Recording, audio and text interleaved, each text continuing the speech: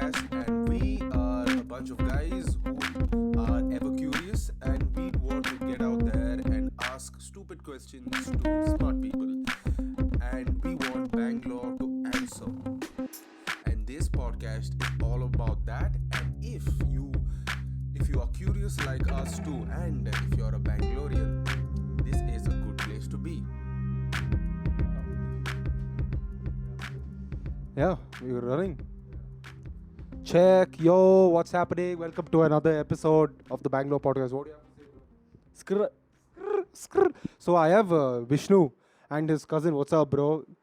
I didn't get your name, bro. I'm terribly sorry. Ved, bro. Ved. Ved, yeah. And I have Vishnu. Like Vishnu is a really OG old friend of mine. So I thought I'll get Vishnu over to the podcast because that's what we do. Get boys over to the podcast and speak. What's up, bro? Thank you. What's happening? Thank you very much for having me. Bro, Vishnu. So I, should I introduce you or you want to give yourself a brief? I guess you can give your version of Okay, introduction as well. for the people from my podcast, boys who are listening. So Vishnu is an old friend. As I told, we were studying in Jain College, and we did a lot of crazy shit together. And we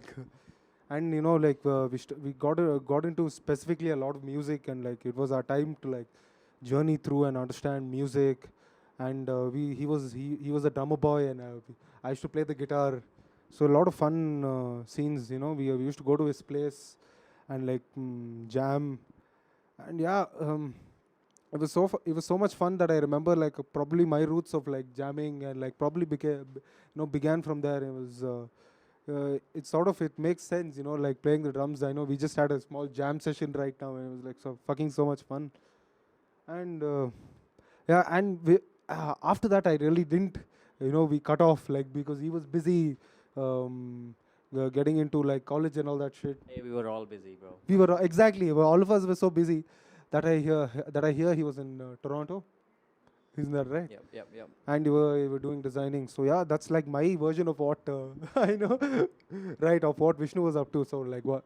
Give us the real deal. Well, yeah, I guess a lot of what he said was true. We did meet in the most pivotal part of our childhood, in 11th and 12th grade. We met in Jain College, JC Road, and it was it was amazing.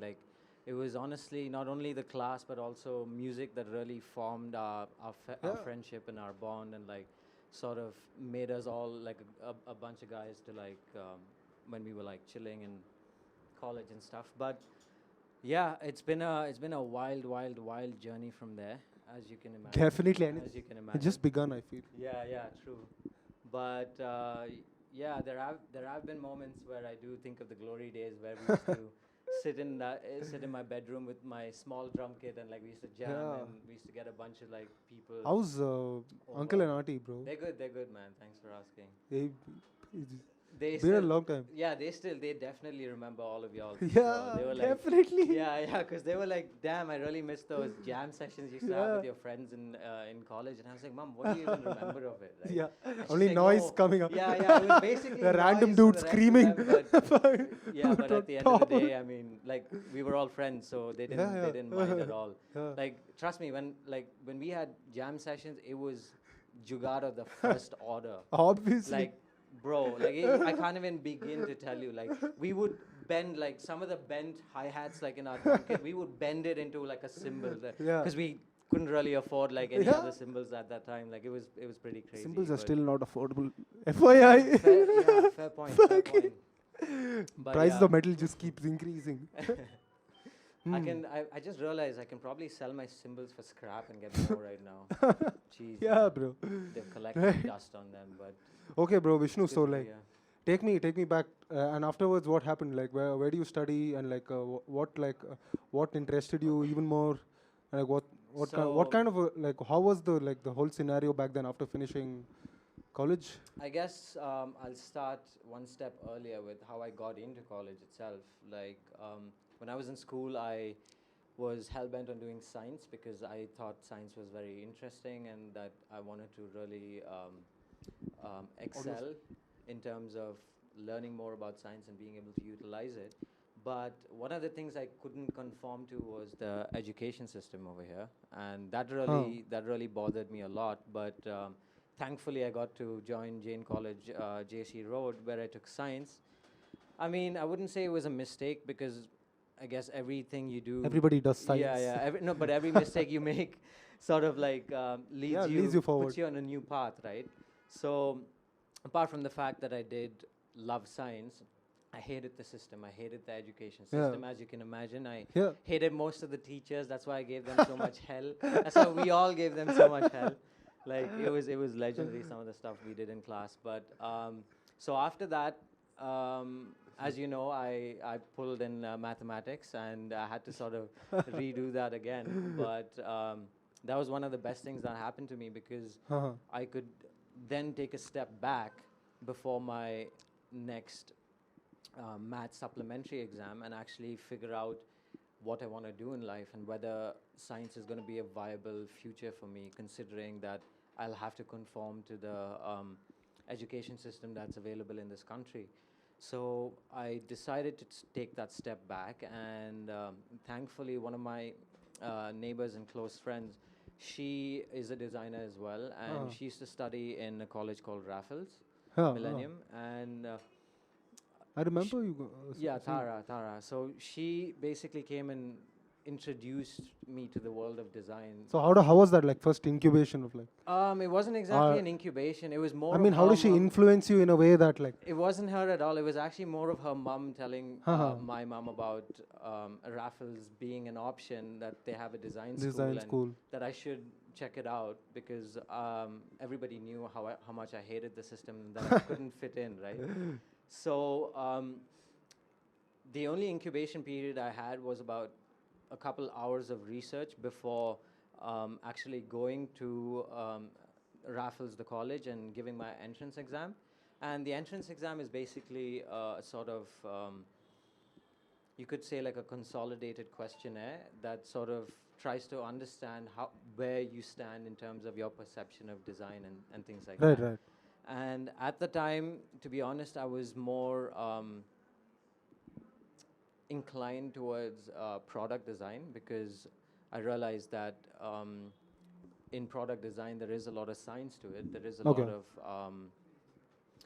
fundamentals of like geometry and like material design, and a lot of that I was interested in. But I also had to weigh in, for the first time in my life, I had to weigh in the options of how the market was and how the industry was doing as well. Right. And how was the market?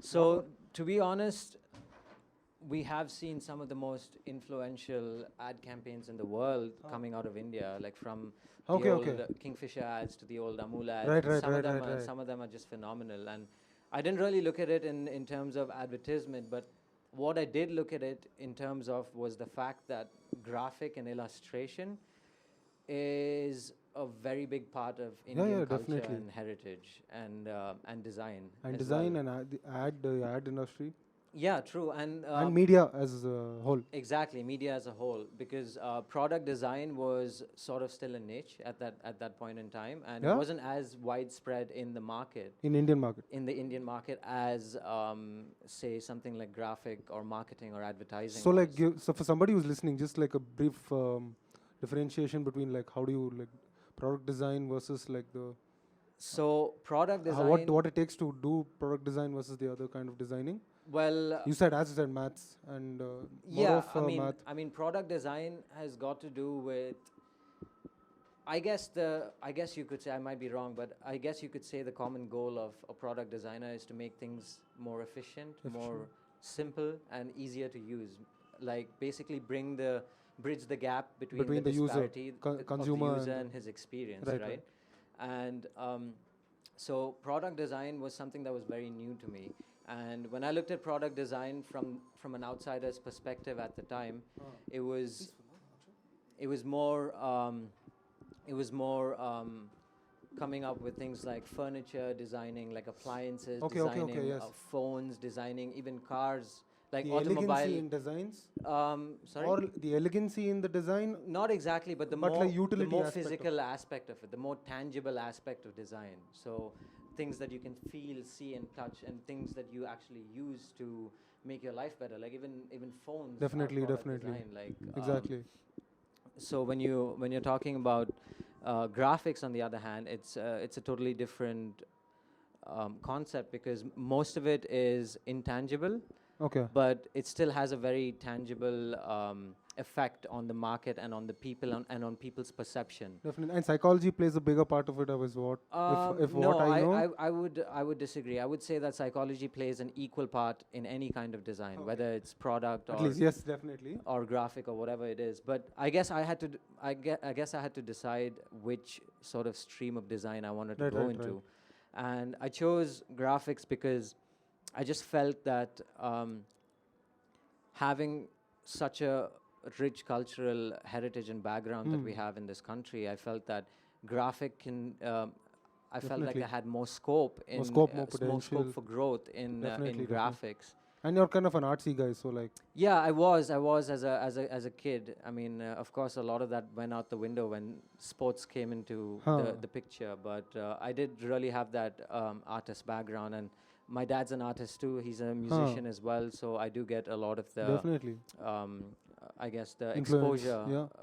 from that side of the family You as rub well. off all of that, right? Exactly. So I was like, yeah, I guess I'm gonna just go with graphic design, and it's honestly I didn't give it really too much thought when I did get in, and the best part about that was I could still rewrite my mathematics exam the following year, but I could still like start college. Start college, right? So I didn't have to like lose a year and sit on my ass and do nothing. You know what I mean?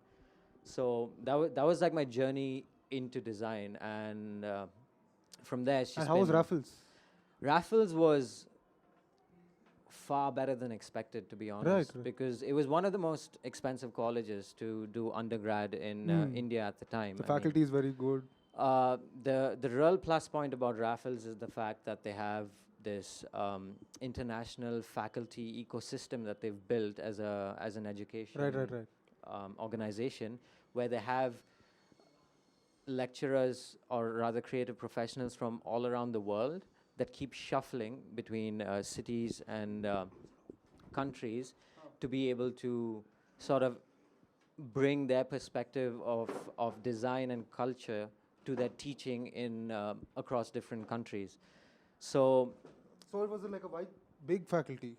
yeah, it was a very wide range of faculty members from around the world. Like I had lecturers from Tanzania, I had lecturers from Latvia, from the UK, from the US, from the Philippines, from a lot of different places. So I guess it was pretty essential for them to be able to, or rather for me to be able to have the opportunity to learn from different people's perspectives and what they've gone through in their own country, and the way they do, the way they work in the design field, and the way they look at the design field and look at growth and everything. So And it's comparatively different from what it's like it was in Bangalore. And it's India. very, very different, Different, it's a because I different feel outlook. even now, Raffles unfortunately doesn't exist anymore. But even now, some of the other design schools, Okay. there are hardly a few of them that actually have a decent enough standard Hey, to hey, be bro. able to. Wait, say hi. What's up? You did not say hi, bro. Yeah, no, this Wait, I'm I'm sorry. What's up? So Wade's Vishnu's cousin. Yeah. No, bro, I just had a question. So during that Yeah, time you can for definitely ask me questions. Now's the time. Yeah. No, I was also wondering. So during that time when you shifted from Raffles to, I mean, from Jane to Raffles, that's when also like you like changed a lot as a person, right? Because I feel like at being your cousin, I Yeah. noticed Yeah, sort of. Like I mean, not changed so much as a person, but just like your way you looked at things was Shifted different. the way he thought. Yeah, exactly. Yeah. Yeah, it was a very pivotal moment, because when you sort of put your trust in the infrastructure that's built around you, and by that I mean family, friends, school, and all of that, you sort of get trapped in that comfort zone. Right, and exactly. You don't really have. And you don't don't really understand there are need to. boundaries outside of what you're looking Exactly, at. and you And don't what really everyone need else to is look out. looking at too. Right. Exactly. So when I failed in mathematics, honestly, that's the best thing that's ever happened to me. Jai. One Jai for math. Because that was the most So like influential I want you to moment take in my this life. time and say like somebody who's was as young as us, right? Who's listening to this probably, if he's listening, Right. What would you want to say to him? Like he's like a bit, like fried that he fucking flunked in math. Like Bro, to be we had honest, we had like we had shit, like all of us too. But like coming from like you, who's moved to like other fields and who can see through and be like, don't fucking worry about it. What would you tell him? Right? I honestly, I guess I would tell him to take it easy, take it down Take a it notch, easy, and stop yeah. stressing so Stop much. stressing. Math is not like the end of the world. Yeah, man. Calculators fuck math, are in. man. Like you end up using math. You end up using math your whole life You can anyway, but Google not your the shit they math teach too. you. Definitely Yeah, not exactly. the shit they teach you. So honestly, like I sort of learned from my own mistakes, and I learned from my own experiences. And double down on your, what you're interested in, and or search and taste new stuff. Yeah, definitely. That's something I did. Like, that's one thing that will never leave my character, my sense of curiosity that I have to learn new things, and like basically how much I respect what I don't know Exactly. compared to what I do know. A- So, Amen. so because of that, like 100%. I've had a very forward-thinking approach Right. to life, and to be honest, you don't really need a teacher because you can sort of learn from everything around you Definitely. when you have that sort of mindset. And so with the age of the internet. exactly, And because like when we 'Cause were the like internet humbles growing you, up, man. like internet was like a new thing. It was only us on the internet. It was like only a couple of us on the internet. Like if you can fucking Yeah. copy from fucking Wikipedia, nobody would like even know, right? Yeah, yeah, Now and like like- they tell you to not fucking copy from the internet. Like we got away with this shit back then. So like we were like the first wave of people who were in India at least to be able to see the internet and be like, oh fuck, there's something called the internet, and was like pretty big on in terms of like understanding, tasting new stuff. Definitely, and I believe that in today's day and age, with how much false information there is on the internet, and I guess you can. I mean the basic stuff like science is science.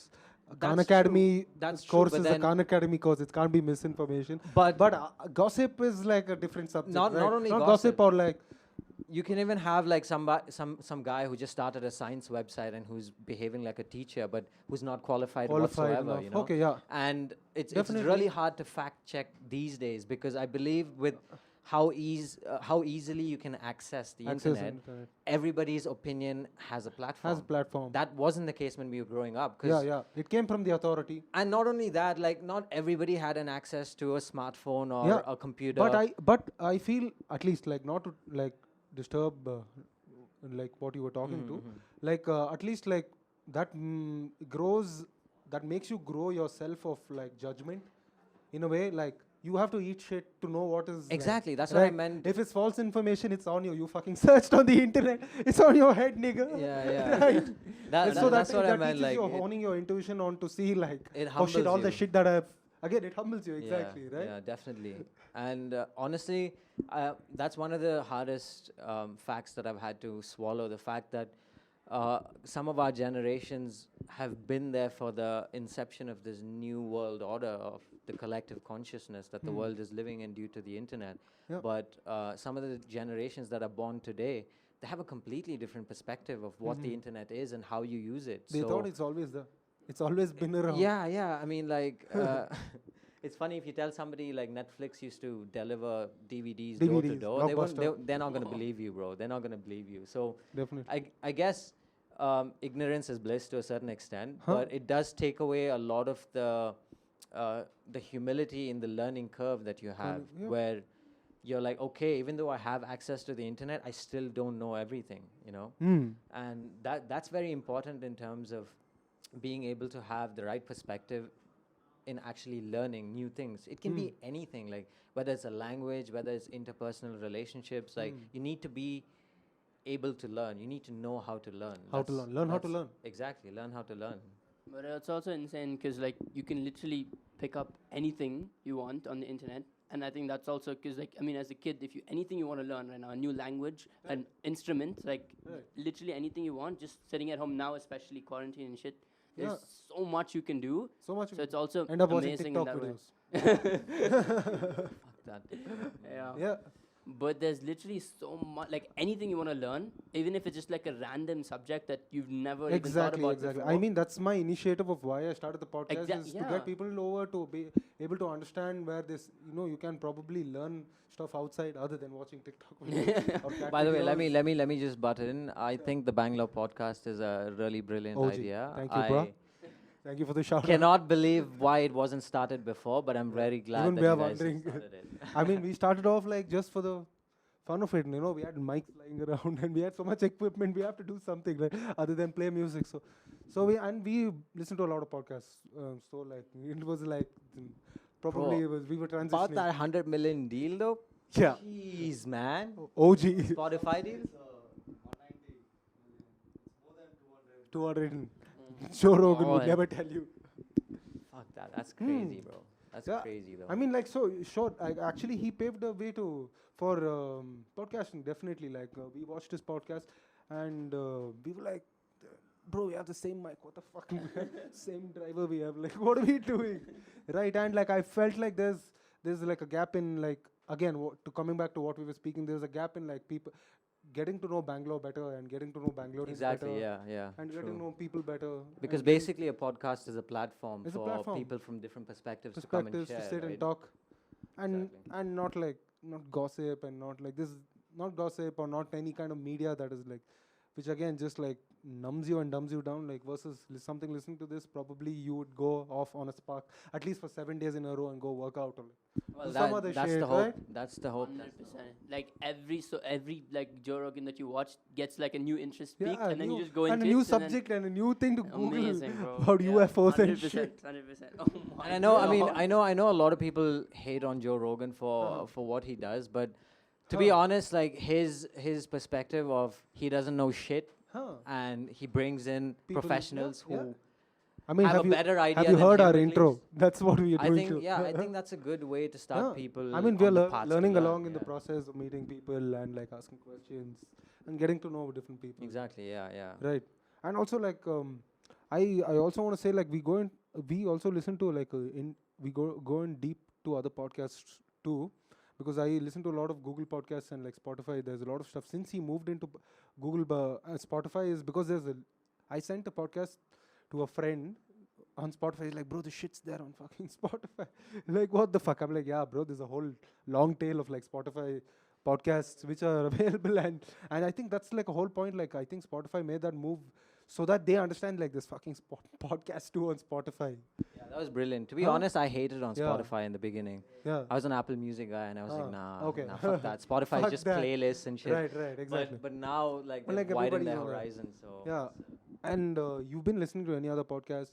You with anything that you've been like picking up off internet? To be honest, I don't randomly? listen to that many podcasts, but I read books sometimes. I Yeah, read yeah. articles. So I and like let me tell you that like if you're after reading, after like doing all of that, you're fucking tired, right? You're sitting back, you're laying back, like that's when you like switch on the podcast. You can't like get information anymore.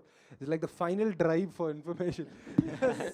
Fucking pass out and play a podcast. Like there you have it. You finished Yeah, one fair episode, enough. right? Like Feed you don't the have to podcast actively. to your subconscious. Yeah, right? like that. Yeah. I run, I walk, I cook and I wash my dog. I'm listening to podcasts. I don't actively like listen to podcasts. So that's where I feel like podcasts can enter like our lives.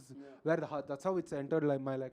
Going for a walk or or like a run is like that's where I listen to a podcast. Or if I'm driving, I just switch on something that I'm passively like doing, so that I'm not actively reading. I guess it's a pretty cool passive information source. Like Yeah. recently, I was watching Inside Bill's Head. It's a documentary about Bill Gates. Okay. And that guy is absolutely ridiculous. Like his brain is a CPU Huh. processor that's like beyond Probably me, thinks- bro. Beyond Yeah, me. yeah, perhaps He so. reads about 150 pages Yeah. an hour. and with Plus like running with a like giant with like corporation. 90% retention according to one of his friends, and like that's phenomenal to Yeah. be able to. And he reads a fuck ton Yeah, of yeah. books. I do read like what he recommends in his book club, right? Of course, yeah. I mean, yeah, he reads some of the Some na- most Factfulness is one interesting of the books that books. I like. If somebody is reading, like you could. It's an amazing book. He recommends everybody to read Factfulness. Okay. Probably I'll check Hans it out. Rosling. If you But go I guess back- podcast is like moved into that space of more passive than dynamic, because Definitely, reading I think. you do Yeah, require yeah, your yeah, sense yeah. of sight, Yeah, yeah, and that definitely. is a very dynamic So activity. what I also do is there's a podcast called What You Will Learn. They do book reviews. So I just like listen to all these books. Okay, fuck, which book, which book, which book, and if that review is good, I go back to the book.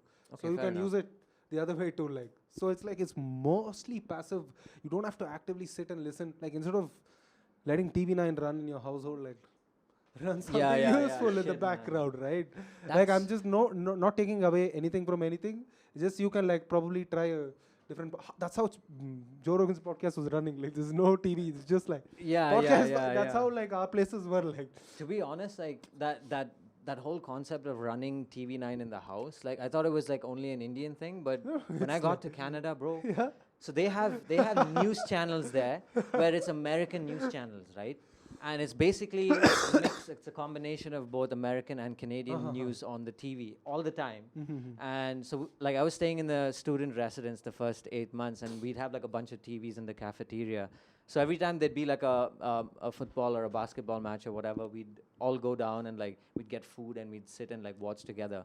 So you'd always have like one or two TVs playing the news like all the time, right? And there is not a single ounce of positivity in on Canadian news. Like I swear to God, it's always like 3 guys got stabbed in this station. Like there's a shooting on like fucking Dundas Lock your West, damn and like doors. it's just that. It's just negativity. It's Yeah. just people. It's just violence. So that comes to a point like about internet and like where you can like actively search. And yeah, and not only that, like there's this burger place next to where I used to live, and like Somebody got it's shot. a really nice, it's a really nice like sit out and shit they've got there. And like every time I used to go there, like the people that worked there were like my age, and like they were pretty cool. So I used to sit and chat with them. And when I used to chat with them, there used to be a TV playing the news all the time, and I'm like, do you guys actually watch this, right?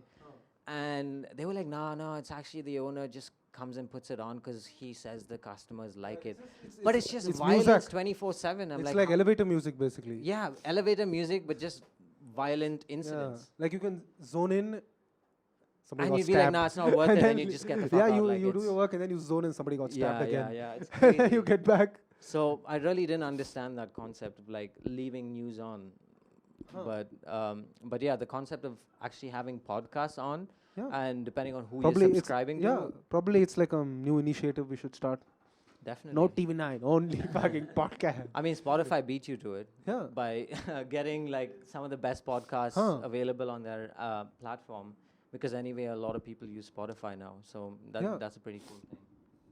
But like with podcasts, what it leads to is also insane. Because like one podcast can lead to like a 10-hour. Like once we were watching something and then we spoke like for like I don't know like 10 hours. It's still not done the conversation. And it's just it goes from one to another, right? But it's all not like you said, not gossip and not trivial shit. Exactly. And we're both like trying to expand our minds with that Exactly. conversation. Exactly. You know? It's just amazing, like what one single podcast can actually. It's do. one of the easiest way to get introduced to a brand new perspective. No, in my definitely, opinion. definitely, You don't even have to see the guy. Just listen. definitely listen to it. Definitely. I guess you don't know whether he's full of shit or not, depending on who it is. Like, Yeah, they but have it to depends have- on what there the has to be- content is, yeah, at yeah. least, There has what to be we're some bringing. sort of credibility to what he's saying. Yeah, I mean that's brings down to like how you hone to filter bullshit. That's another new Definitely. level of understanding bullshit. Fact checking the shit that's there on Instagram Yeah. and Facebook now with that fact checking stuff. Like, I mean, that's a whole new like Huh. concept when like nobody was like, shit, like there's actually going to be fact checkers. So now you can put up a meme that says something about That some starts a propaganda. yeah, that starts some propaganda or says some shit about some famous person or something. But you'll have people fact checking, and the thing is, these fact checkers are human. It's people. So, like, how are you going to sort of quantify whether these fact checkers are right about what they're checking? You know what I'm saying? I I guess think they have their things in place, but that's then definitely to a- the layman, it's going to be questionable. See, I think that's where we have to hone our understanding of data, because like now we're just definitely data rich. So we have like a lot of data coming in. Data's free and data is like discounted for in this decade at least. So when you have a lot of data coming in, it's not about us watching any news stream or like any kind of mainstream information. It's about us to hone in our intuition to see like this is where it might lead to, and like and Exactly. so now you might need 10 listens of a podcast to see call it bullshit. then you keep doing it. After 100 podcasts, the next 101 podcasts, you'd be like, the first episode, you can be like, can I get value out of this? Exactly. That's where you yeah. can take your intuition and It's understanding. about connecting the dots. Yeah, exactly. So it's more about like filtering, right? To be able to understand like how you can like understand and segregate data. Exactly. Yeah, that's definitely Because true as well. before people got data through mainstream information, right? And like it was credible source. Now since it's like the wild west, like you're out on your Basically own, is, buddy. bro. We are telling you to Basically use the internet, but like we have to put a disclaimer here. Exactly, and I think it's also something new for like us, and like because in the older generation, like you said, didn't matter.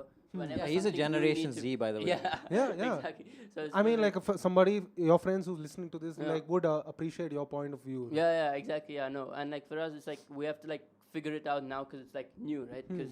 And every time you're figuring out something new, there's obviously going to be mistakes and things you learn. from. Exactly. And I think the fake news thing is one of those things that we have to like learn, especially like with WhatsApp.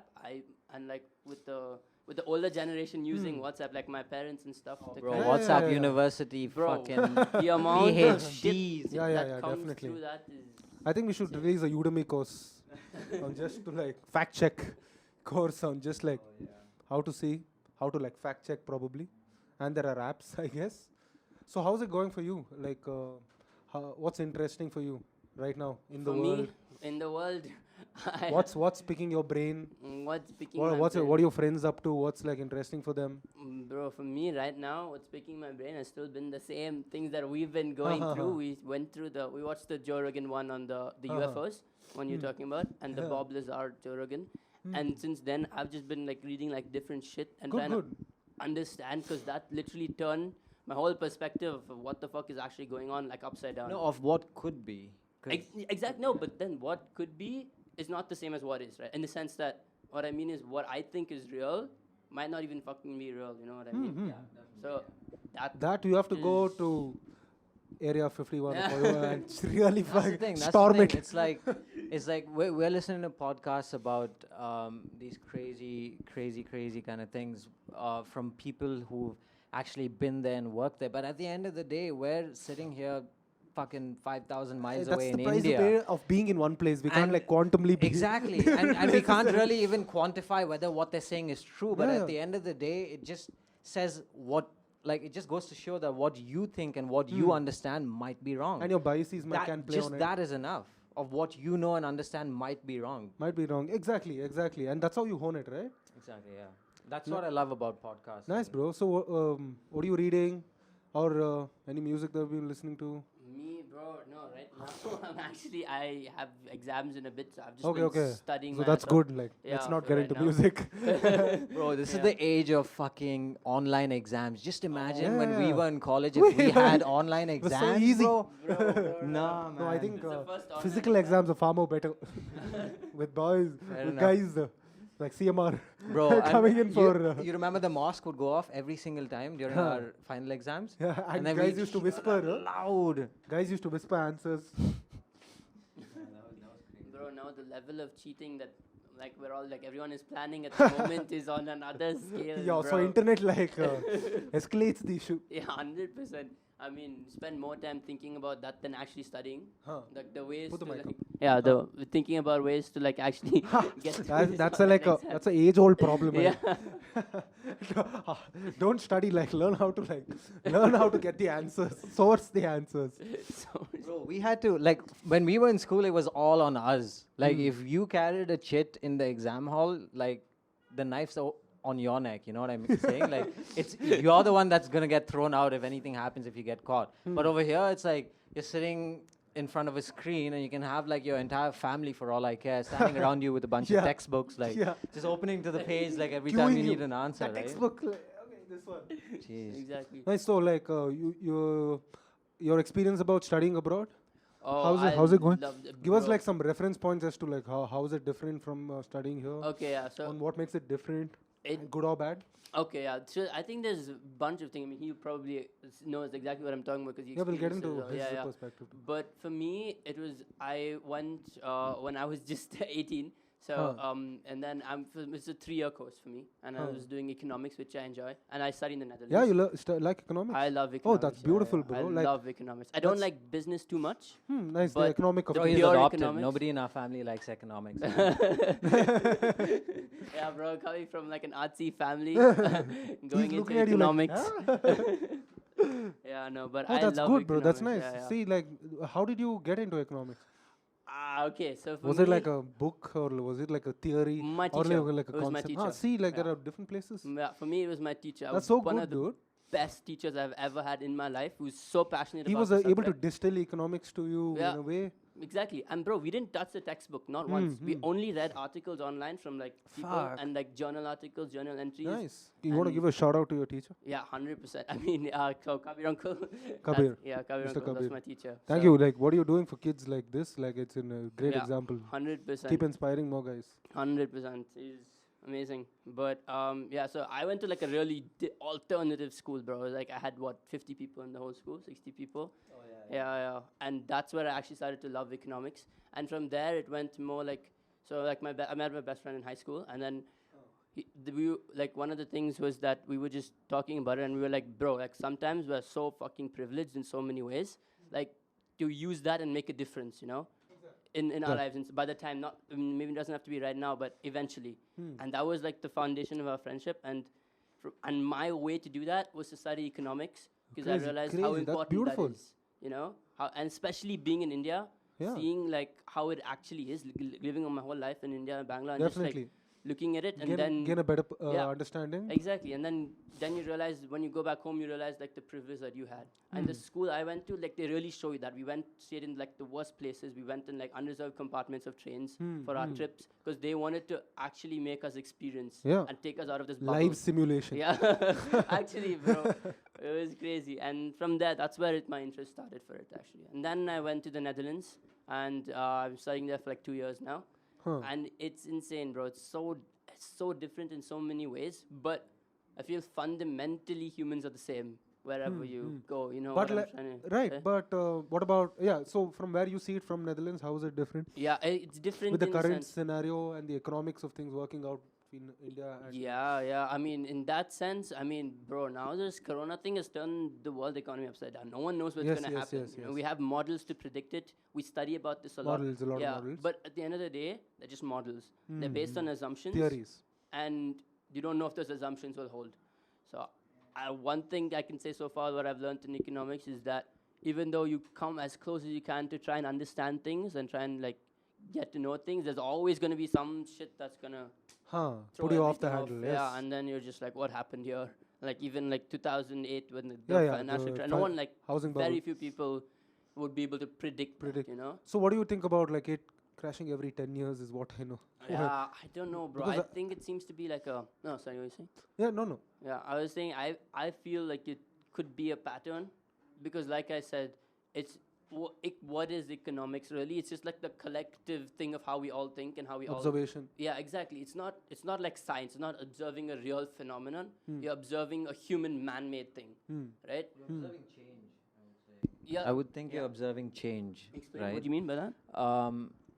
Like, for example, during the Industrial Revolution, that was the most prized commodity in terms of not only technological evolution, but also economic evolution. So it depends on like how people, like, for example, cryptocurrency now and like the digital realm and the world. Exactly. Economics, I feel, is a response to the way people look at change, the way the world changes around us, and the way we look at things differently, like in terms of having like a better way of life, a better quality of life, and things like that. Like initially during the technological revolution, when they started making like dryers and stoves and things like that, So like that would have been produced an economic effect. I guess. And coal was one of the biggest economic revolutionary commodities. That was also because of transport. Yeah. Now, ease of access to go from one place to So another. that drove economic of things. Exactly. I feel change drives the economy of Right. things. Right. That's my opinion. No, I mean, you're not wrong. I see where you're coming from, but what I was trying to point out is you're right. But the change that happens is first scientific. It's physical. It manifests in the physical Yeah, world. yeah, It's a causation. And economics definitely. is on the theoretical, Definitely, more, yeah, yeah. you know, Right, It's more right. mental. intangible. Yeah, So yeah. they tell you, they ask you to, how do you, okay, like I don't know economics, or like somebody who's listening, what's like what a couple of things that you would want them to know, like how do you stay on top of things, from where you see it from a layman who doesn't understand the economic of things? Do you read newspapers a lot, or the Economic Times or stuff like that, or I don't know, like give me something, Okay, something so that, economics firstly so broad, right? So it yeah, depends it's what for you're. someone who can't be up to date but still can like make the effort to be able to like drive to see that way, so that like probably if he like likes what Yeah, you're yeah, saying to yeah. him, what you're telling him, probably he can pick it up. The Economist is the The single Economist. best, I think, one Oh, of the nice. best like places Websites to actually and, brush up. If you're looking at really good authors who spent the whole Economist and they're like talking about the subject, if you're interested in the subject. But if you want to just if you're more into the business side of things and you're more concerned with like stocks and shares and Financial stuff, then Times. yeah, Financial Times or the Wall Street Journal. There's some nice podcasts, boy. Yeah, I yeah, better yeah, you yeah. I haven't actually. That's the thing. NPR Planet Money is there, and couple of more. Yeah, I'm actually Yeah. gonna look into this I because mean, so this is all yeah. passive, right? So you finished everything. You don't need to like actively Yeah, get yeah, just information. have it. This is why just like run. Yeah. They're gonna speak about like the things, and like I think you'll. I just like browse through it. I don't. I just see what's in the space. But if you get, probably you might go down like the rabbit hole of fuck, Yeah, the yeah. economics, and there's a lot podcasting going down here, and you can like like some of the podcasts coming out, because there's some No. new crazy shit that's coming out. Definitely, I would 100%. say I'd like to butt in, and I'd say that whatever anybody is curious about, whether it's a profession or whether it's a hobby or an art or whatever style they choose to call it, I would say look for good resources within this field. Like, look for good resources, because there definitely is. Like, for example, on the scale of somebody as influential as Bill Gates, he reads city budgets. Yeah. Like, he reads hundreds of pages Warren of Buffett, I guess. a document of what the city is spending its money on. And that way he can sort of decide best, you know what I'm saying? But he combs through, like, he doesn't comb through, he reads it. Like, Yeah. But obviously we're not in such a situation. But at the end of the day, if you find a resource that's important or vital to your field or your stream of study, Definitely. I would say definitely go for it Definitely, and stay on top of it. and I like the part where you like, as I asked him, like sort of things from people who have already been in it. That's why I keep prodding guys who come here to just give information to someone who really fucking doesn't know, who's sitting back and who's not even aware, but probably the potential of him getting into it, can be a lot, right? Like, you never know, he might be like really interested, but he never knew until then, until you recommended like The Economist or something like that. So that's why I keep asking people, like, do you have anything for somebody who completely doesn't know, so that he gets into it and he seems a bit interested. Yeah, definitely, makes Probably sense. looks it up, and then like it seeps in him, throughout the week and probably a month, and before you know it, he's like innate fucking Exactly. I researching. mean, that's what we're trying to do, man. We're trying to initiate that 100%. spark in each other. Exactly. Right. So, and we'll speak about designing. So, how was where do you go? Toronto. So yeah, I studied in Toronto for my masters. I didn't go there for my undergrad. So I did my undergrad in graphic design and visual communication. And the one thing that I realized, that being a part of the Indian system of education, there's a lot of things that they do miss out on. There's a lot of like important structures in life that they forget to inform you about. And I felt that for whatever reason, business was one of it. Because in school, like, I was just so enamored by science that I didn't really give a shit about business. The I was business like, side of things. nah, you know what? I don't even want to break my head with all this taxes and this and that and Oh all my of that, God. right? Do Yeah, like not fucking- statistics and Do stuff. not worry about taxes, because To you be honest, got like, to worry about tax. well, it was mainly because of the fact that I hated maths. I don't think I've had even Yeah. one good maths teacher Yeah, my yeah, entire yeah. life. Like, I'm not saying they're not good teachers. I'm But saying it didn't sit well it with was, you, yeah, it whatever. didn't sit well with me. So now when I finished my undergrad over here, I was working with J. Walter Thompson. I was crazy. also interning there, and then I sort of like went back for the 6 months of And my interning for as you mean as a yeah? yeah, I was interning as a junior graphic designer. Oh, crazy. And And what was your day in day out? so basically, in the beginning, during my internship, because it was a college-based thing, my main aim was to get up to speed. And you studied at What do you mean? I studied at Raffles. after that? After that, I'll get to it. I'll get to Sure, it. sure, sure. So the thing was, I was really lucky enough to have an uncle in the ad field, and he put me Oh on. yeah, crazy. He put me on to. He is a legendary Yeah, that's copywriter. crazy. His name. Oh fuck, I love copywriting. I Oh, mean, really? Okay. yeah, yeah. So he basically. I understand copywriting enough to say it's interesting. Yeah, definitely. I don't know like. So he put me on to. Yeah, I didn't get his name. His name is Mukund. Oh, Mukund crazy. Sharma, yeah. So he put me on to this person called Samit. Shout out to Samit. He was If you creative can supervisor. get him too, I think I'd love it. We can sit here and Definitely, talk all we can about definitely copy. try. Huh. He's in Calcutta right now, actually. But yeah, so he was the creative supervisor at JWT when I was there. And when I sort of got my internship there, I was reporting to him. And under him, there was an art director called Nakul. Shout out to Nakul as well. Uh-huh. And both of them were phenomenal. Like, to be honest, it was one of the most insane work environments I've ever been in my life. And to That's see nice. that level of work ethic and drive to sort of be better than you were yesterday, that was what I got up to speed in during my Understand internship. compounding. Yeah, basically. So I was sitting like for days on end. I would sit in the library in JWT and just go through ad Beautiful. award books, just to see Amen. what the standard, the benchmark the world has set right now.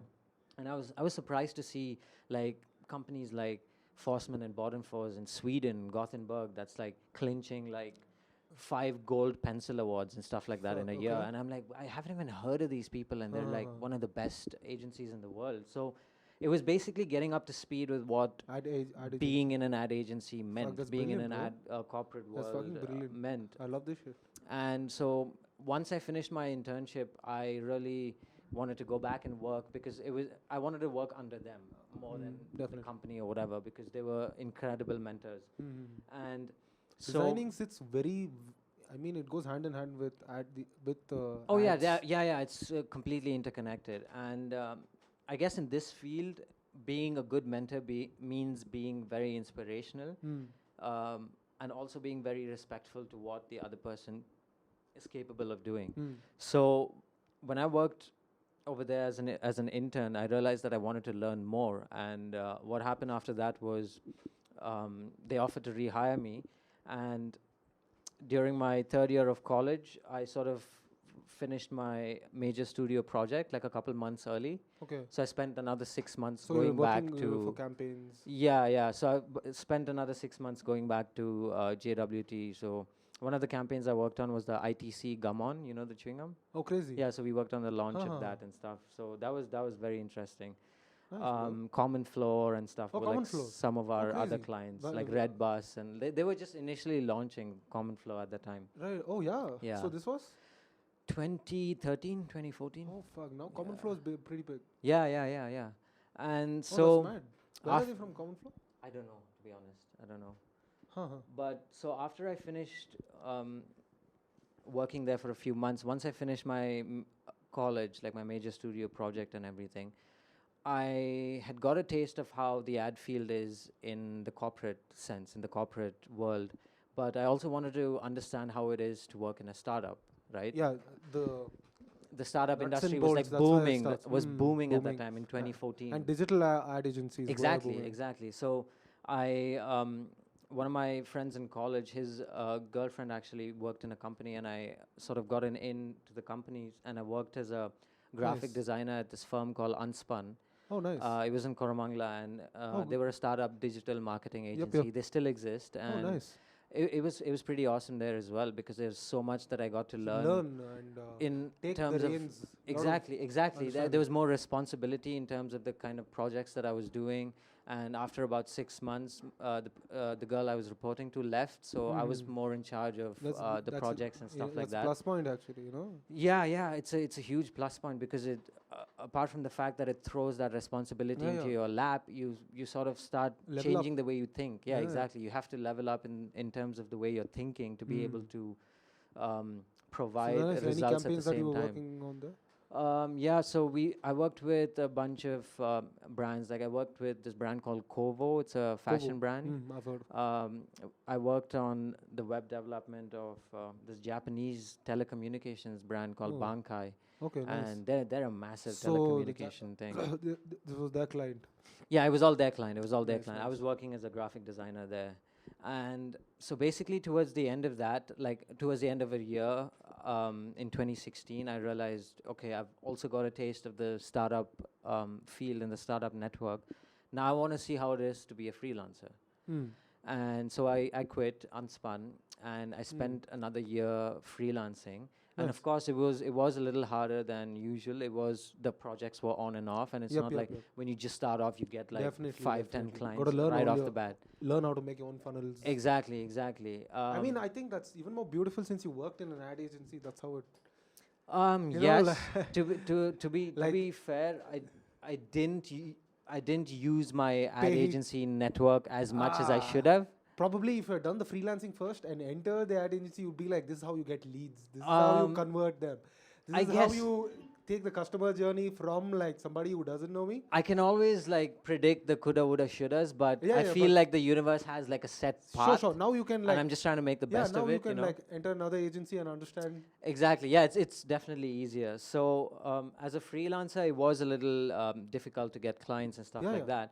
But one of the biggest projects I did then was I did the branding for that's when I realized that I wanted to get more into branding Okay. than just core graphic design and social media and stuff. I had an affinity to branding.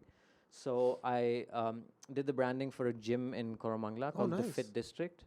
Mm-hmm. So they recently got acquired by Cult. Oh, yeah? Yeah, it was two friends of mine who are incredible fitness professionals as well, Nice. and they worked for donkey's years in Fitness First and stuff like that. Right, so right. they had finally said, okay, Right. we're going to open a gym now and whatever. It's too good. So they basically came and dropped the branding brief onto my lap saying, listen, we want a gym. This is our target audience. Tell us if we're wrong, but this is our target audience. What That's do you it. think What and do you think? What do you have for Where us? can we go from there? So that's when I started learning how to actually use the design Target process to my advantage and how to sort of segmentalize the research framework and stuff like that. And I spent about 2 months just doing research, where I would just Research go is for key. meetings with the clients, and we would just sit down, and I would literally jot down every single ounce of information that That they you got. had from their perspective Of what they think their prospective of what customers they think that gym should look like and their gym should Right. be. Oh, you're working on the because branding.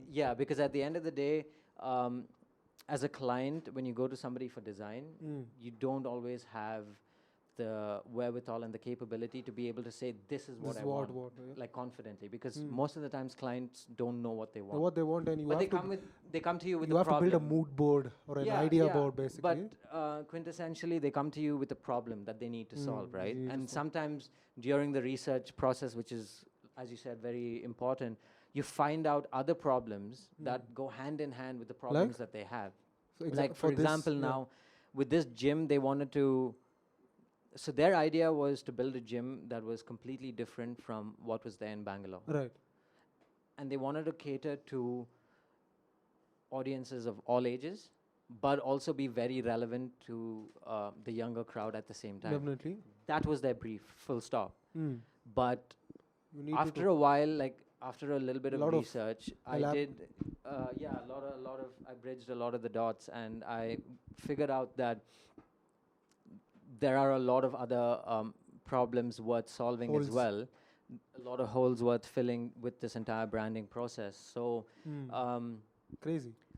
the end result was I came up with a completely black and neon themed gym, and it was Nice. pretty much the first gym in Bangalore of its kind, Uh-huh. where it was completely contrasted with blacks and like bright neons. Crazy, huh? So there were 3 neon colors that were completely reflected throughout the gym, and there was a large bit of collaboration with Tilak Associates. He's an architect, Tilak. Okay. He's pretty famous as well. And Mhm. so I collaborated with him to actually reflect the brand out into the physical establishment and stuff like that.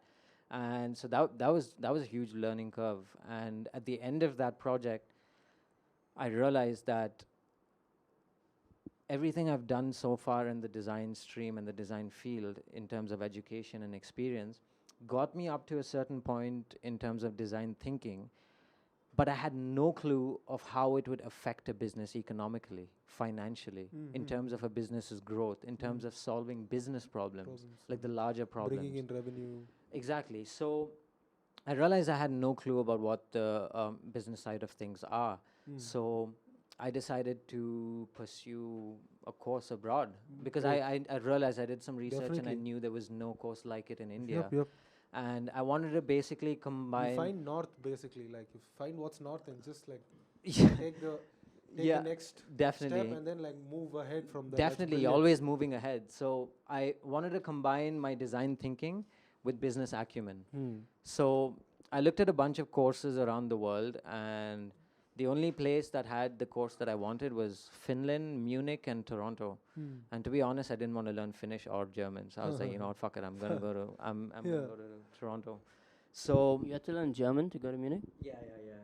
Because, like, I mean, even though they teach in English, they require that you know have some a- amount of German before you go Okay, there yeah. and stuff. So it was basically a course in design management, which is this beautiful course that's designed to Design management. break down Crazy.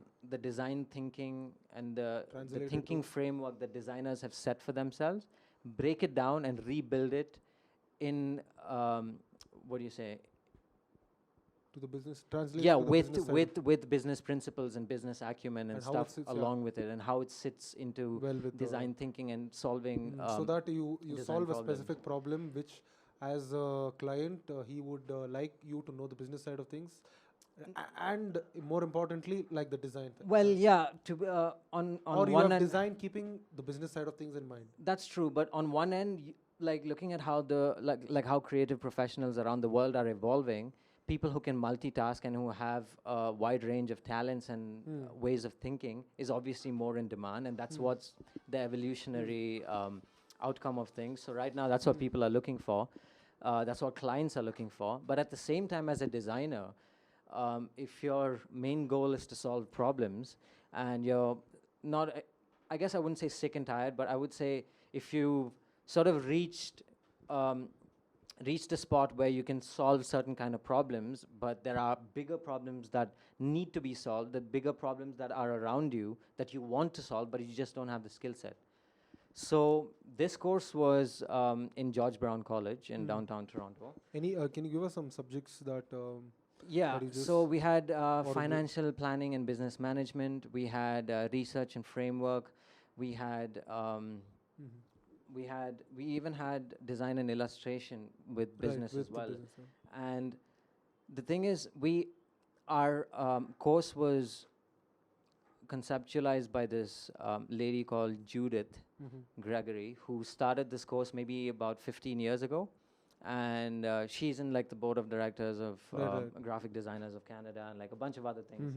And she is a complete workforce psychopath. Like when you say a workaholic, like, well, she's 73 years old, by the way. Crazy, bro. And she started this course about 14 years ago, and she's been refining it ever Yeah, since. yeah, So it was a 2-year course, Wow. but now they've condensed it into an 8-month course.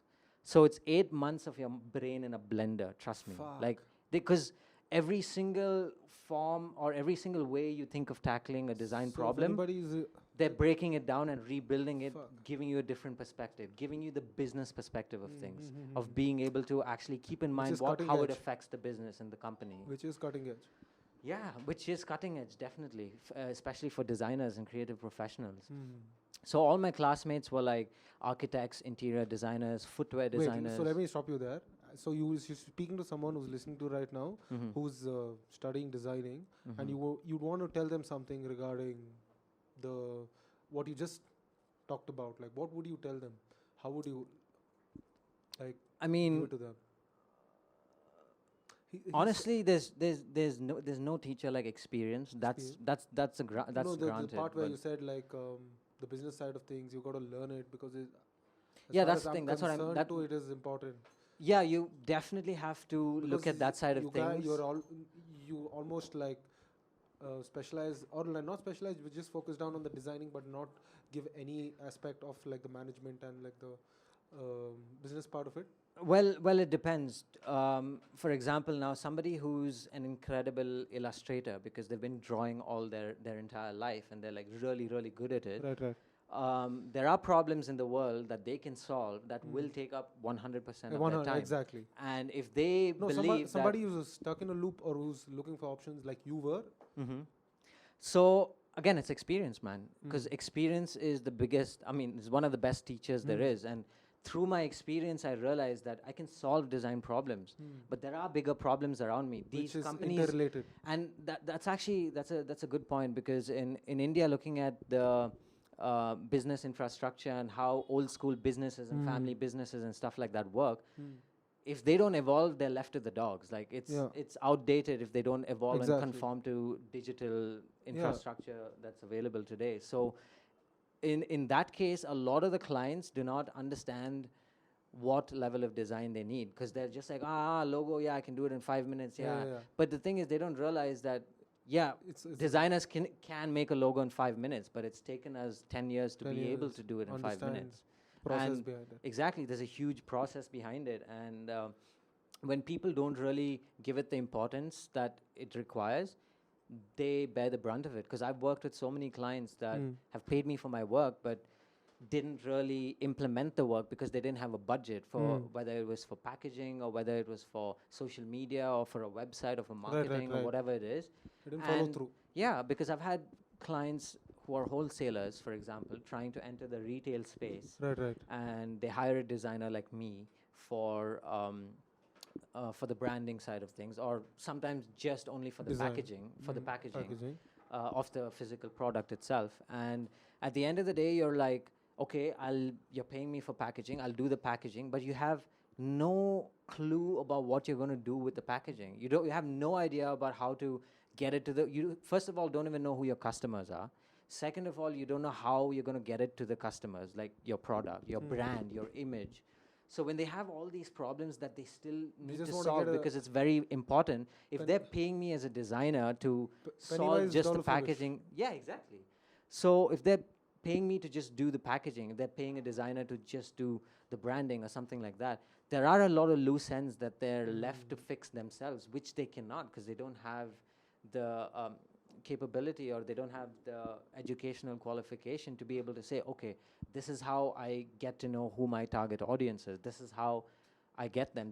These are the channels through which I target them. And that's experience that is done behind the curtain, you know what I'm saying? So because they don't really see that, they're like, oh yeah, I just want a nice design. If it looks good, people will buy it. But that's not how it works. Exactly. So that's what actually got me on the path to be able to discern the business side of things and the design side of things, so that when I'm pitching to a client or when a client comes So to me, you have I a can sort of help them better realize what their problems are without are. giving away too much information. Yeah. Because that's another key aspect as well, because people are so excited in India when you meet new clients and stuff, you're just like, oh yeah, I'll do this for you. This is what we do. This is this. And sometimes the client ends up doing most of it himself. And he's like, oh yeah, I can do this. I can go up. I can make a mood board. I can go to Pinterest and look at things and figure out what is needed.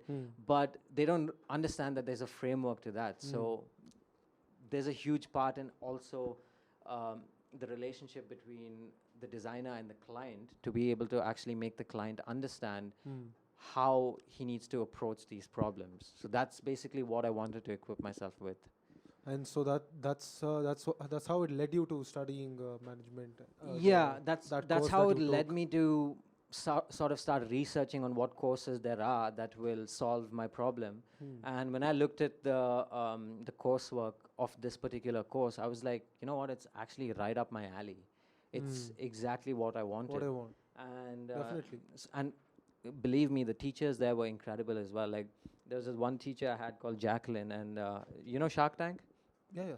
So there's Canada has this thing called Dragon's Yeah, Den. Dragon's Den. So Kevin she, O'Leary was in. yeah. So she appeared in one of the episodes Okay, nice. because she has a company called Soak that makes like luxury detergent Oh, crazy. for like luxury garments and fabrics and Right, stuff right. like that. And like, if you see her episode, like, it truly reflects the kind of teacher she was as well, because she was so hell bent on micromanaging every single aspect of a business model, of a business plan, and everything, that she wouldn't dare to compromise on anything. So honestly, she didn't even go to Dragon's Den looking for an investment. She just wanted to go there to also Just promote get the her word out. brand, yeah. And at the same time, if there's a good enough offer, she'll Offer. take it. But you know how sharks like sort of throw questions Yeah, at yeah, you, yeah. bro? She was on top of her game. Like, Crazy, she was crazy. just answering every single question left, right, and center. That just shows how well she knew what she was knew doing, what she how well she knew her company. Fuck the product. Yeah. How well she had built the system of Where a she running sits in the company. market. Exactly, because at the end of the day, the company is as important an entity as the product. To a consumer, to an end consumer, it's the product that's important. But to you, it's more the company, it's more the business. Yeah. And to be able to grow that and identify the right problems, that's, I believe, very essential, especially for designers, because seeing as how hand in hand design is, like, you can go to like a mass manufacturer, like wholesaler right now, he'll still have a website and like a brand. Like, even if it's not good, he still has a website and brand, even Basic. if he doesn't need it. Yeah.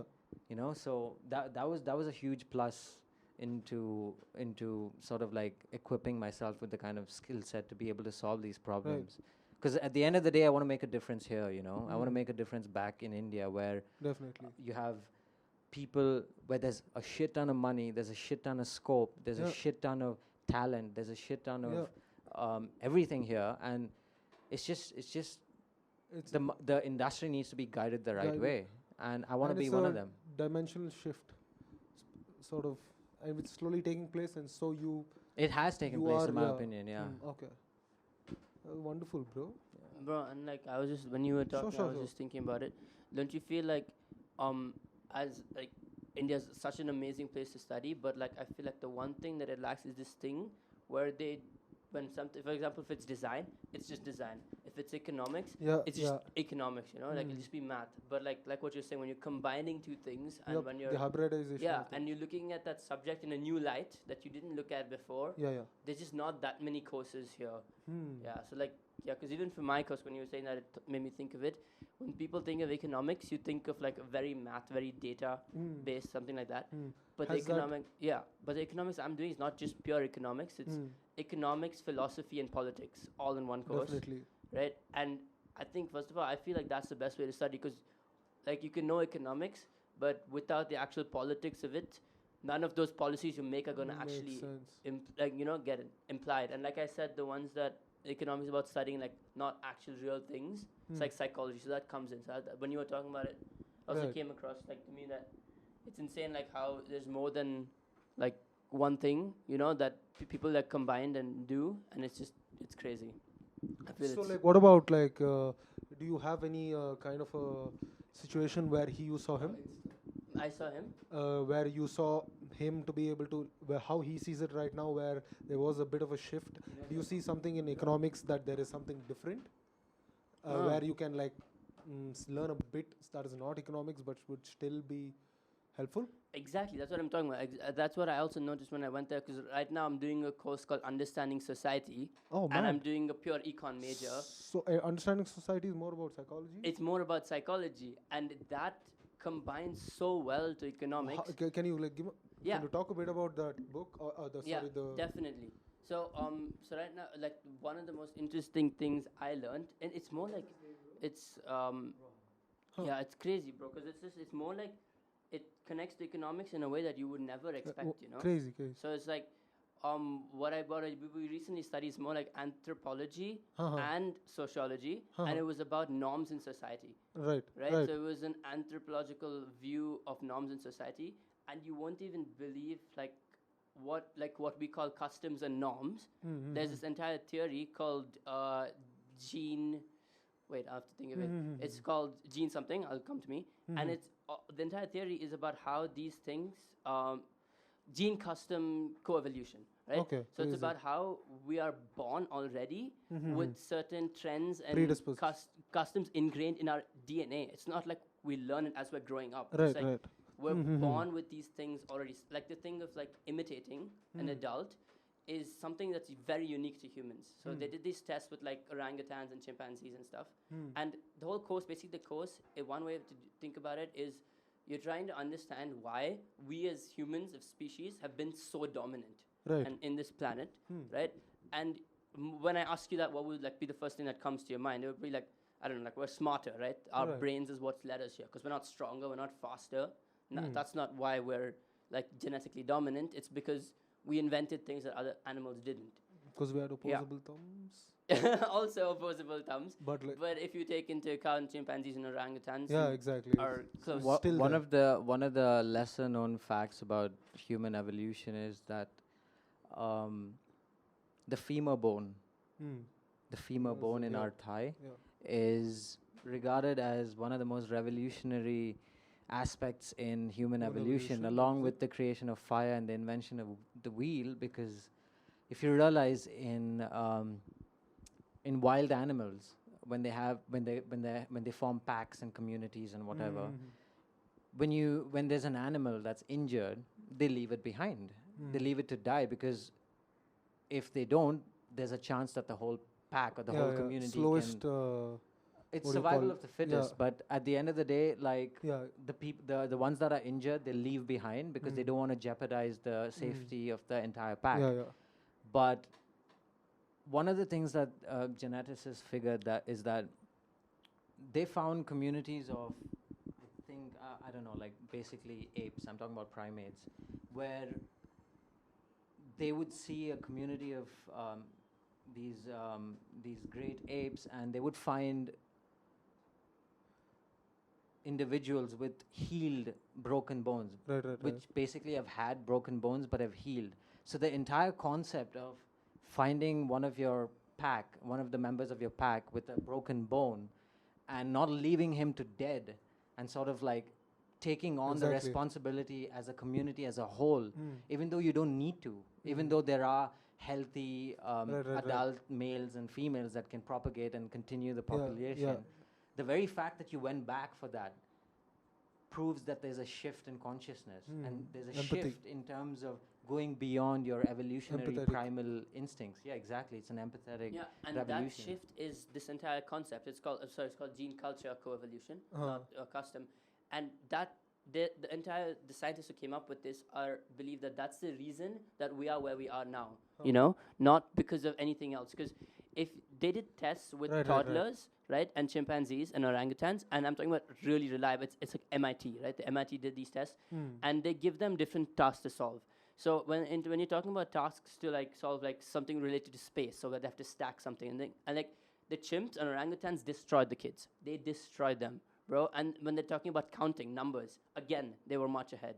But when it comes to something called social interaction and social imitation, there's no comparison. Essentially, 100% of kids would comply and 0% of chimpanzees would. And the experiment basically was, it's a very hard problem that the chimps and orangutans and babies couldn't solve, but they see an adult solving it, right? And the chimps watch, the orangutans watch, and the humans watch, and the adult leaves, right? And I mean, for humans see it. For chimps see adult chimps, right? And only the human babies would copy the adults. The chimp babies and orangutans didn't give a shit. They would just do it their own way. And even if the person did it wrong, the adult did it wrong, but confidently, they would still copy it. And then if a child did something different from what the adult did, the other kids would get upset. I'm talking about toddlers. They can't be conditioned to society, you know what I mean? It's crazy when you think about it. And then that's something that's built into us. So we learn a lot quicker. Like going to school, going to university, we're Our mirror gathering neurons information. basically Yeah, work. exactly. Yeah. And you learn that from your adults, and therefore you learn it much quicker than figuring it out yourself. So if one person So we don't solves have to it- learn by trial and error. Exactly. And I blew my mind because chimps' like capacity to memorize and remember things were better than MIT college students in certain Right, right. aspects. It's a computational. So, like thing. It's crazy. herd mentality. Yeah, herd mentality. That was more important in our evolution Is what you were trying to say. Yeah, in a sense, because it's not like animals don't have herd mentality. They do, but the fact that the blind copying, as bad as that sounds, because you shouldn't blindly do anything. So exactly. But that seems to be actually the source, and the most interesting part for me is that's reflected in our biology. The reason our brains also grew this much is to have this additional component that other animals don't. And another example that they gave in the course was that, for example, no other animal, no other species eats spicy food. Like, if you think about it, absolutely no other species in the world eats spicy food. Crazy. Right? And the Only reason, Indians. yeah, exactly, Indians. Oh, and the Mexicans. Yeah. Oh my God, Mexicans. Yeah. And apparently the reason for that is because spice is a preservative, right? And so over time, our bodies actually evolved to what our minds wanted it to be. And also, sorry to Wait, butt wait, in. wait. What? Yeah. Our minds actually evolved. So we put preservative in foods because we intellectually understand that foods will last longer. And then our bodies grew to enjoy the taste of spice. So it's mind creating. Because Exactly. technically speaking, spiciness is not a taste. Spiciness is pain because it comes from Exactly. capsaicin. Exactly. Right. And it's basically a threshold of pain. Right. And you get used to a threshold of pain because you're willing to sort of hold that threshold that so for that your like a better food trade-off. lasts longer. That's basically how it started, is what he's trying to say. And the Yeah. spice trade and it began the spice trade. Yeah, and, that, and the spice root, right? And the whole thing is, and for example, like what you were saying, pepper tastes the way it does because it doesn't, the plant makes it taste that way, so it's not eaten. You know what I mean? So that the It's a biology defense of the mechanism. plant is working as a defense mechanism as Fuck, to not be okay. eaten. But if Symbiosis. we as humans influence our, like what we feel by what we think, we made pepper something that's tasty to us, and like we fucked over that entire genetic species. And, so Yeah. that's the thing. And the way that connects to economics is insane. Because then you start to learn about why people follow norms and customs the way they do, and that helps you make policies and Right. things that once you understand why people think the way they do, you can make policies to change that or control that, or if you want to promote I don't know, like if you don't want to promote smoking or alcohol, Exactly. then there's ways to do it. He's there's a book called Nudge. Have you heard about it? I think you like it. Yeah. It's something it's written by Richard Thaler. Okay. Yeah. Okay. Awesome. Yeah, I've heard of Richard T, but I didn't know about the Yeah, book. yeah. Yeah. Wow. Yeah. I think I'll definitely look. Nudge is very good. Yeah. It's I like find how this insanely like how if you want to promote healthy eating, like the top shelves of supermarkets can put because you essentially nudge people to doing yeah. it. There's an entire economics So it's all subsection. economics. Exactly. Yeah. It's called that, and there's an entire theory called nudge theory, right? Oh, so I think it's There is- probably by Richard Thaler. Yeah, it who's is. I think so, propagated. but I didn't know about the book. But So the book- we've yeah. studied the theory, Right. and it's actually falls under something called paternalistic economics, where you don't tell someone directly what to do, but you just- guide them in that way. And nudge theory is the essence of that. So I know what crazy. you're talking about. It's Yes, really. I think you'll interesting. find the book Yeah, interesting. yeah. Then. I should It's sort definitely of look at it. what we do in design as well, right? Because at the end of the day, it's Yeah, influencing or sort of directing people towards a common goal, whether it's a call to action like click to go to the website, or whether it's like a call exactly. to action to go to the store Exactly. literally, or whatever it is, you know. How you understand how to guide the eye basically. How to guide the mind. I mean Because the through eye is just like one portion of it. yeah. But yeah, in design, in graphic, it basically is the how eye. do you yeah. design the website as to like and with data like heat maps and all that stuff. Oh, yeah, they yeah. already know that you're looking somewhere in the website. Actually, another like really interesting offshoot is one of my best friends, Sachin. I think you remember him. He stays in our building. So Yeah? Okay. he is basically, he's doing a master's in information technology and cognition in. Can we have him over? I'm just like He's in Copenhagen right getting every now. boy out here. Huh? He's in Copenhagen Okay. right now, but Zoom this shit. yeah, he's crazy. So he actually has just finished his internship with a company called Neurons, and they're basically a really massive company when it comes to neuromarketing. Oh, So they basically use NLP. ECGs. Yeah, they use like ECGs and like eye Yeah. tracking devices and stuff like Neuro-linguistic that. Programming. Exactly, yeah. To be able to understand the nuances that happen in a person's brain when they're perceiving Probably something Elon like an Musk app knows. or an advertisement or something like that. So Neuralink. that's Neuro- It might be like Well, this spin is off to Neuralink. well, this is I would say the very precursor interesting. to the Yeah, neural yeah, link yeah. because it's at the end of the day it's all data, right? I like neuroscience too. Like, it's very much like Oh. like you can move there and understand a lot from what like you're learning right now and have a different. But it just Exactly. the thing that I've realized about speaking to him about like neuroscience and stuff is Man, that I'd there's love to speak to him, bro. that there's always more questions than answers, and it's brutal, man. It's brutal because like every time you try to achieve one particular thing, you're discounting or you're forgetting about another Another thing- part of part. your psyche and, So, and, yeah, and yeah. the way you perceive Yeah, things yeah, yeah. that can also influence the decisions you make and Make, what yeah, you do and yeah. stuff like that. So it's a fairly new concept, even though it's been there for like maybe a decade or so.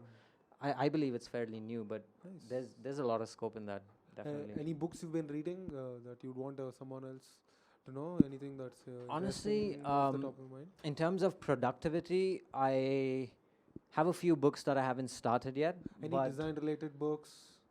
I have a bunch of magazines that I follow, like Wallpaper and stuff like that, but that's more in terms of the design Industry part of fields. it. Yeah, no, it's more like product design and furniture design and stuff like that. Yeah. Things that I'm not specializing in, so that I at least understand what's happening around the world. But on an offshoot, I have been reading the autobiography of a yogi, Yeah.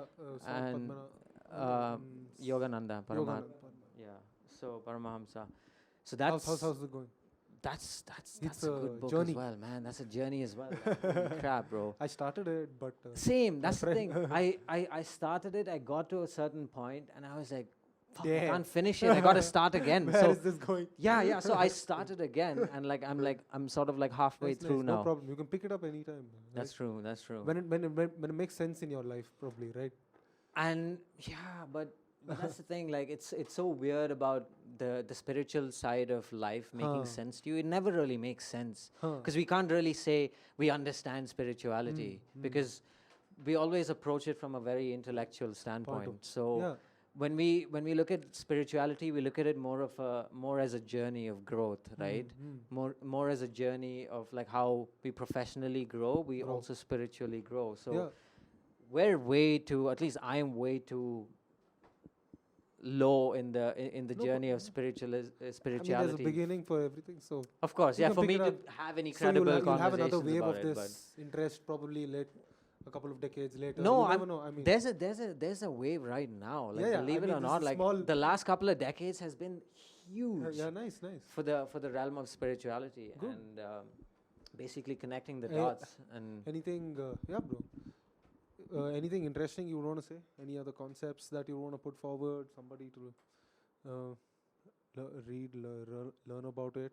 Anything that is interesting? We can speak about Bangalore, which is like, why is it called the Bangalore podcast? yeah, definitely. That's where we end it off with. Well, I guess I have one form of Any band, advice. any music? Let's go from that angle. Okay, you want to start with music? Okay, let's go. To be honest, man, I love how the tech scene's building here. The I tech- just no. love the techno scene now, bro. Like when we were in It's the school, same. it was like When our we boys were in like, school, it was the only metal for me, brother. bro. Fair enough, For me, only But for me.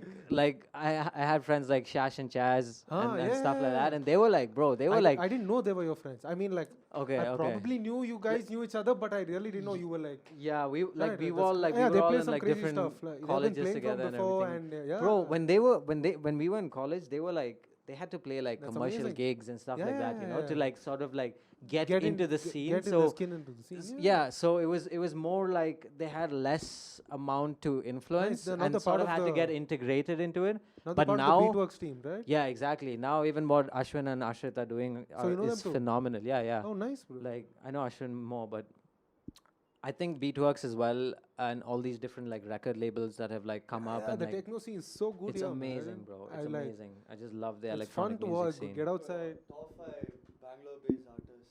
Who you Top would- 5 Bangalore-based. Any Bangalore-based artist. Any genre, anything. Watching that you're like, Bro, that's a rough one, man. off the top of your head, that's more Yep. Yeah, okay, I guess that's a better one. Okay, well, Shash and Chaz are definitely one of them. Audio Units is definitely another. Yeah, bro. Yeah, bro. Definitely. They're changing the game. Um, I think Nitin is a Bangalore boy. He's a psytrance artist as well. He plays with Starling a lot, and he's very involved with Hilltop Records and what they're doing and stuff. So in that genre, Nitin's killing it as well.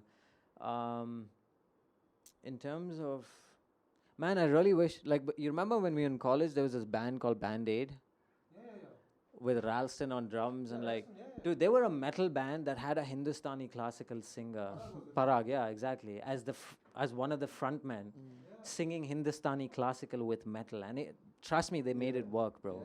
I really wish they had continued. Like they would have definitely been top there, but Alson plays for other stuff now.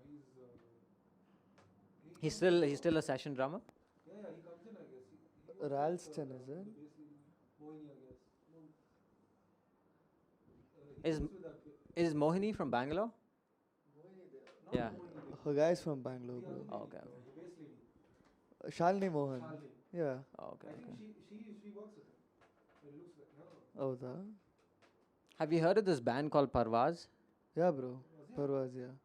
They're phenomenal as yeah. well. They're Kashmiri, right? And they're based out of Bangalore. Yeah, They're really good as well. Because when you hear of a rock band from Bangalore, like coming from like the sort of generation that we came from, like we have a certain sort of benchmark that we set for like rock bands that come out of here. Exactly, but these guys are like fucking amazing. I think what they're doing is also really good. But there are a few others as well. Inner Sanctum in metal is, bro, OG boys, man. Abhinav was in my school as well, like so. I've always known him to be like a phenomenal drummer as well. So, but yeah, like I follow more of the electronic scene. Well, okay, so let me tell you this. Let me tell you this. Now, as much as I had respect for my electronic scene in and around like India, like including other artists like Hamza, Rahimtullah, and like you've heard of Hamza, right? No, Hamza Rahimtullah, the house artist. He's from Bombay, bro. He's insane. Like so, in terms of Indian homegrown artists, like from people to like Jitter to Arjun Wagle, to even Browncoat, to Hamza again, to some of these some of these guys are amazing at what they do, and they really did revolutionize the house scene and like the electronic scene in India, especially bringing all the Indian elements to it as well. Sand Dunes is another really great artist. Yeah, she's also pretty amazing. Yeah, Ocean Tide. Oh yeah, Ocean Tide is what's his name? Ketan, right? Yeah. He used to be in Band Aid, right? Was he? Yeah, he was in Band Aid. No, the post-rock with. He was in Band Aid, bro. He was in Band Aid with Tushar on drums and Sachin on vocals. Ah. So he was the lead guitarist then, right? And then he did a post-rock project with. I don't know about. Yeah, he did a psychedelic project. Until We Last. Is that psychedelic or post-rock? No, it's a post-rock scene. Okay. He did a little bit of gent too, if I'm not mistaken. No, I swear to God, like when we were like deep in the metal scene, like everybody was trying to figure out ways. Everybody were deep. No, everybody was trying to figure out how scene. to like expand in the metal framework, you know, because like that was the scene that time. And there were a bunch of people doing gent, and I was like, bro, no. First of all, the drums are all programmed, so fuck all of y'all. And second of all, the guitarists are like, I'm not a guitarist, so even when I listen to metal, sometimes you'll have like family come up to me and they're like, how the fuck you listen to all this shit? It's just screaming, but I'm completely oblivious to a And growler. he was screaming in the other room. Yeah, because I listen only to the drums, right? So I didn't get how people listen to only the guitar and gent. So it didn't really speak to me. But Ocean Tide, he did some pretty cool stuff as well, man. And but Nice. it's pretty cool. But my entire perception of music changed once I started working where I worked in Canada. I actually started working with one of my lecturers from college, and he has a phenomenal studio in his backyard. And bro, Canada, you say? bro, listen to this. The console that he uses, was used by Eddie Van Halen before he Oh, bought it. He fuck. bought it from Eddie Van Halen. Fuck that He shit. bought it from Sun City Records. Like, and so his entire studio was like literally like a slap across my face. 'Cause that entire studio is analog, okay, and he records on tape machines, like the magnetic tape machines. Yeah, yeah. And the one that he's recording on is a, I think, 16-channel tape machine that was used in Hollywood movies in the Fair. 60s. Some tape Like, saturation. like it's happening there. proper. It's proper, like sort of like a collector's. Yeah, yeah, yeah. What do you say? A studio where he's been building this over the last 25 years, More of a. and he's Museum. got to a stage where it's absolutely Nice. insane. Like all the equipment ranges from the early 1900s to the late 1990s. That's it. Like It's a and museum. Yeah, yeah, it's phenomenal. He has some of the oldest like Moog Nice, synthesizers. nice. He has the first Poly Moog. He has some Fry, incredible. fry. All his mics are Neumann kind of Fry. mics. You know what I mean? So it's like it's really up there. And Nice, nice. so he's had this studio for a while, and he's just started recording in the studio as well, like properly. And there's a few artists that we've signed, and there's this one Jamaican German artist called Neffy, who's also a local from Toronto, and Nice. she's phenomenal, bro. Like, honestly, like in terms of being in the electronic sphere of music for the last couple of years and listening to only that and like sort of dabbling only Crazy, crazy. in that, to sort of take a step down and come back to acoustic. Like his drum kit is from, like his cymbals are from the 1930s. They're a replica of the John Bonham's drum kit. Basically not the ones that he used, but the same cymbals that he Versions. used, stuff like that.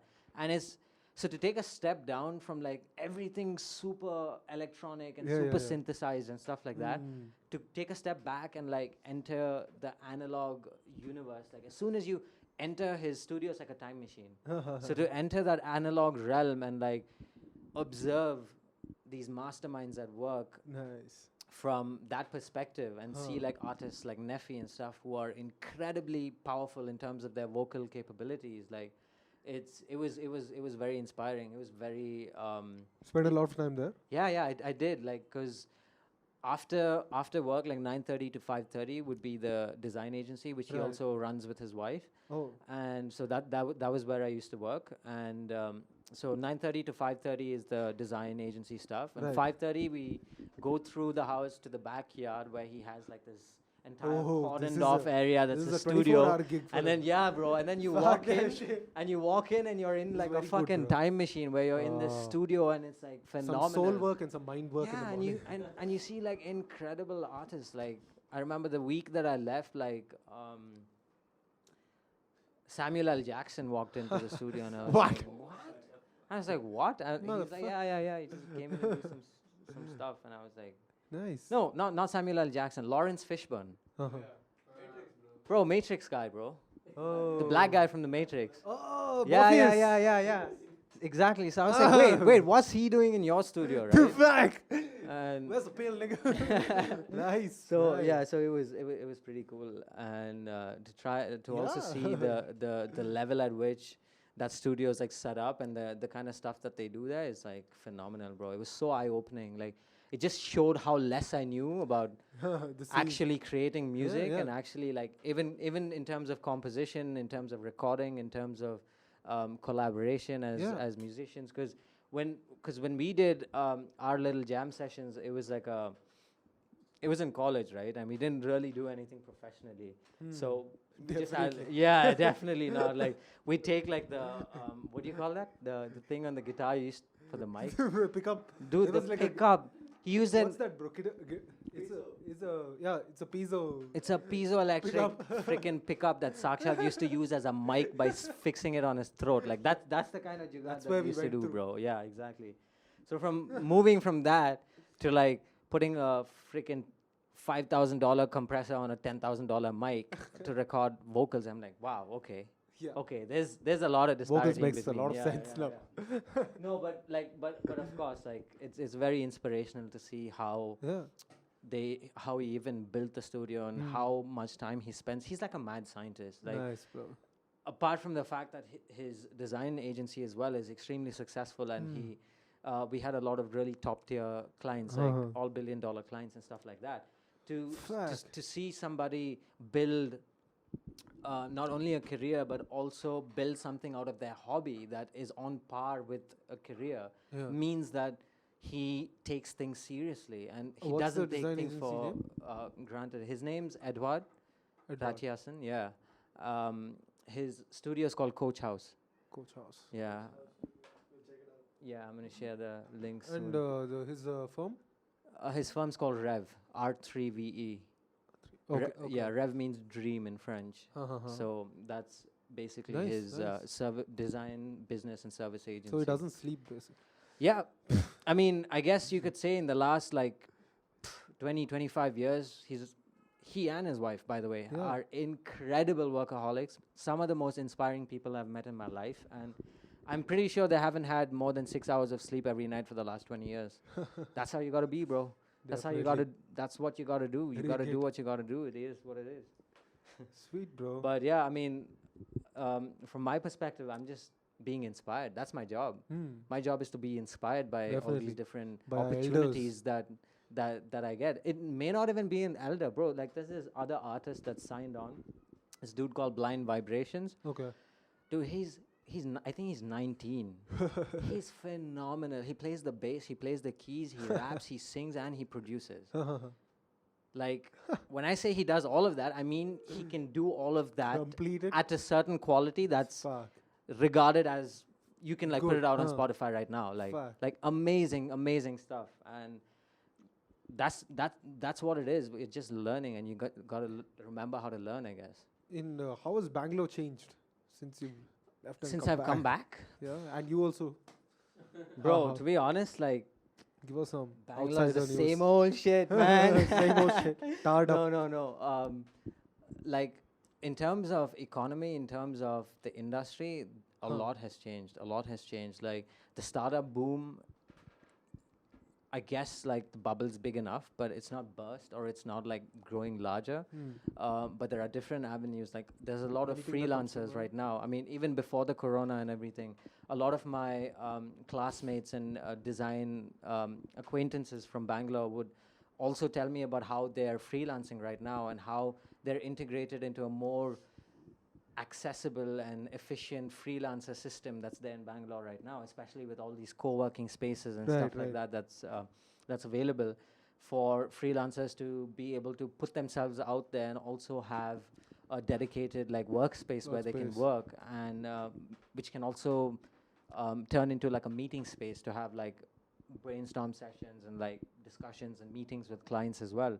So I think that's a big what do you say improvement in terms of infrastructure, because at the end of the day, when we realize that there's like freaking crores, how many crore people in Bangalore? I don't even know, man. I think it's like 12, 13. Yeah, I think it's like 12, 13 million people. So when you have this many people in like an urban metropolitan city, you need to be able to sort of work towards building infrastructure that makes professionalism and profession more efficient and easily accessible to people. Right. So building around the freelance infrastructure as well is very important and something I would have never seen coming, to be honest. But Nice. I love how it's And affected the city. Also, any startups or any enterprise that you think is doing some crazy stuff in Bangalore? Yeah, shout out to my friend Sanand from Virality. Nice. They're a marketing and design. Virality Labs?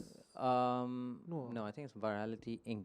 Okay, But they're basically an advertising, marketing, design startup, and they have a bunch of different clients as well. And he's another person I've seen who has like a phenomenal work ethic. Crazy. And from when he's been in college, like he's been proving to himself that he's better than who he was before, the day Right. before. So that sort of work ethic as well has helped him establish a company of like more than 14 employees right now, being a successful marketing firm. So that's a pretty cool thing as well. And some of their work that they're doing is amazing. So you should definitely check them out. You any startup? No, No, bro, I'm still in. Sorry, I'm still like Not still in not the in that studying space. world. Right, You know what I exactly. mean? I'm Cool. still like Any apps that you guys are using Any that you apps? think is like good, helpful? I mean, that's what I said. So when I was there, for like just to keep in touch with stuff, because there was a point where I was like super getting into like stocks and stuff. Oh, So if you nice. like get the Wall Street Journal app, it has a function that you can just play out. So it'll, yeah. So you can just play out the thing, like the news, and it will just play it out, on its own. In the sense, like you don't have to read it. So if you're just like doing your thing, like Right, showering, yeah. brushing, and The- you'll just read you like what's happening in general, and it can just even be general economic news. So if you just want to keep up to date, it's pretty good. Oh, no, this is Wall Street Journal. Wall Street. Yeah, WRJ. they have an app. Yeah. They have an app, and then they have a function where you can just do it automatically, and then you click the mic, and then it'll Oh, just read it nice, out to you. nice. Oh, Really interesting. nice. Yeah, that's about it. Yeah. So we'll close this down, bro. Finish the episode. Yes, definitely. Thank you guys again for having me. It was a great episode. Yep. Hopefully Same I'll here. be back soon. Yeah, definitely. please, you and get your friends over. Sachin, bro. We'll Sachin mic is everybody so up. interesting. Don't worry. Guys, and you got also shout out to Ambient Jihadi. He's been doing Yeah, some he's crazy been stuff doing behind some the OG scenes. stuff. With- Pulling the yeah, scenes together. Definitely.